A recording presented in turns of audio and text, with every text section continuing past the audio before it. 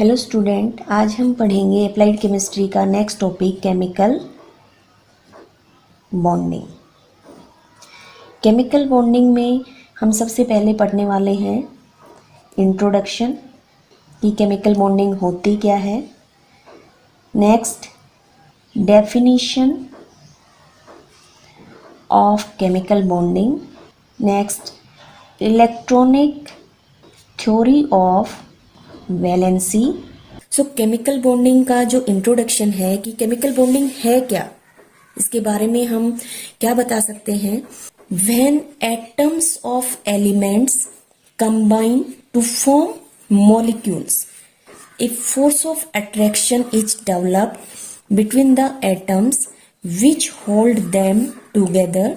This force is called chemical bond.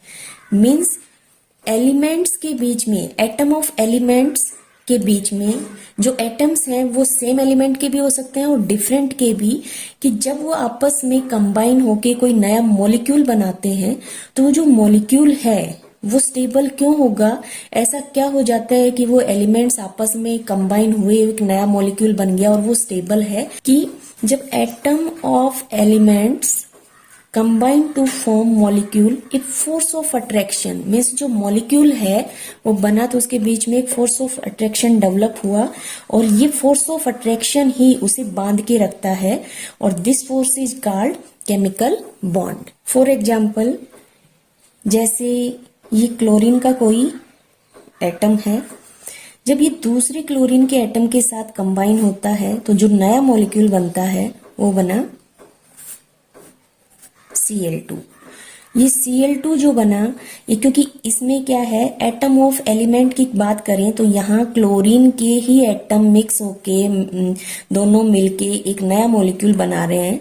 तो यहाँ इस टाइप का जो मॉलिक्यूल होता है उसको हम होमो एटॉमिक मॉलिक्यूल भी बोलते हैं और ये डिफरेंट टाइप के भी हो सकते हैं। फॉर एग्जाम्पल, सोडियम है, वो क्लोरीन के साथ कंबाइन होके जो नया कंपाउंड बना रहा है वो है NaCl। तो ये जो कंपाउंड है इनके बीच में एक बॉन्ड होता है जिसकी वजह से क्लोरीन क्लोरीन अटैच रहते हैं। ऐसे इसी में जो नेक्स्ट एग्जांपल लिया सोडियम क्लोराइड का, इसमें सोडियम और क्लोरीन आपस में बंधे हुए रहते हैं और ये इनको बांध कर रखने वाला फोर्स है, उसी को हम क्या कह रहे हैं, केमिकल बॉन्ड। जो डेफिनेशन है वो क्या होगी केमिकल बॉन्डिंग की, तो यहां हम कह सकते हैं the phenomena by which various atoms of a molecule are held together is known as chemical bonding. The phenomena by which various atoms of a molecule are held together is known as chemical bonding. Means वो एक पूरा process जिसके through atoms हैं वो molecule बना पाते हैं, तो वो क्या होगा, केमिकल बॉन्डिंग। जैसे अभी हमने एग्जांपल लिया था कि जब सोडियम है वो क्लोरीन के साथ ऐड होके जो नया कंपाउंड बना रहे हैं NaCl, तो ये जो पूरा प्रोसेस है कि सोडियम ने क्या किया, उसमें क्या क्या चेंजेज आए, क्लोरीन में क्या क्या चेंजेज आए, उसके बाद उन्होंने किस तरीके से बॉन्ड बनाया, वो बॉन्ड किस टाइप का था, वो सारे हम टाइप्स में पढ़ेंगे। तो ये जो प्रोसेस है कोई भी मॉलिक्यूल बनने का, वही क्या है, केमिकल बॉन्डिंग। हमारा थर्ड टॉपिक था जो हम डिस्कस करने वाले थे, electronic theory of valency. Electronic theory of valency.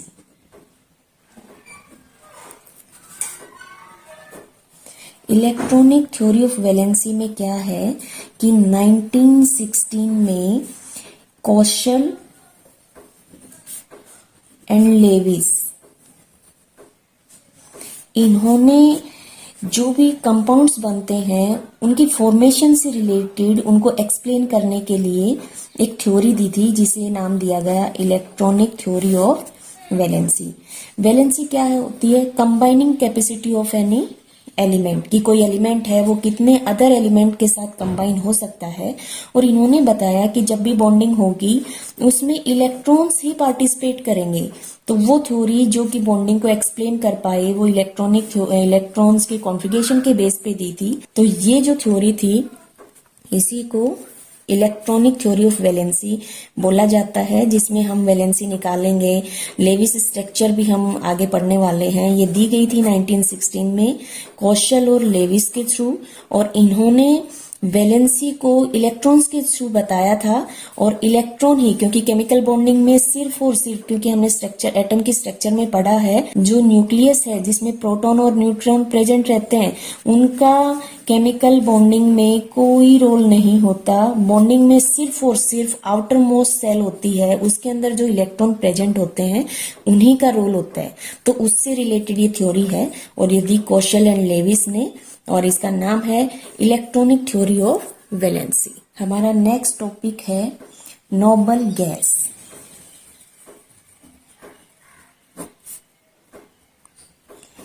यहाँ पर कि जो पीरियोडिक टेबल में जो नोबल गैसेज हैं, जैसे हीलियम है, neon, argon, krypton, xenon, radon.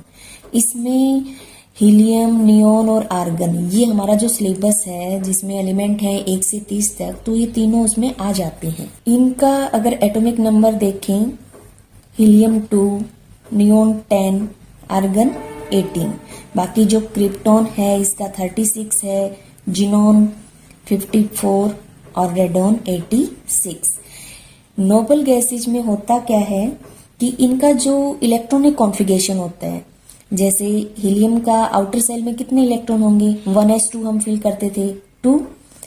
Neon में 2 और 8, आर्गन में 2, 8, 8। अगर कॉन्फ़िगरेशन हम अपने अकॉर्डिंग देखें जैसे हमने पढ़ा है, तो इसमें क्या था? 1s2, यहाँ पर 1s2, 2s2, 2p6। ये फर्स्ट सेल और ये सेकंड सेल। यहाँ हम सेल की बात करेंगे तो फर्स्ट में 2 है और सेकंड में 8। ऐसे ही सिर्फ फर्स्ट ही सेल थी, तो यहाँ पर हमने सिर्फ क्योंकि यहाँ पर क्या है, एस में 2 ही इलेक्ट्रॉन आ सकते हैं, फर्स्ट सेल में 2 ही इलेक्ट्रॉन आ सकते हैं, तो यहाँ इसकी लिमिट 2 थी, तो वो यहाँ पर हो चुकी है कंप्लीट।